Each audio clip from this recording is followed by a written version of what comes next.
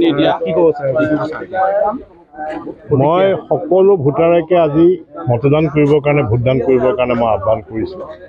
যিটো এইটো নিৰ্বাচন আমাৰ ভোটাধিকাৰ আমি সাব্যস্ত কৰিব লাগে আৰু বিবেক ভোট দিবৰ কাৰণে মই আহ্বান জনাম। আৰু ফলাফল আমাৰ খুব ভাল হ'ব। আমাৰ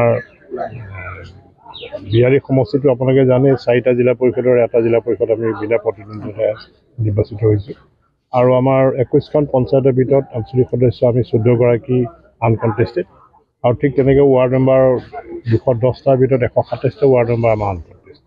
গতিকে বিহাৰী সমষ্টিটো আমি 100% বিজয়ী হ'ম।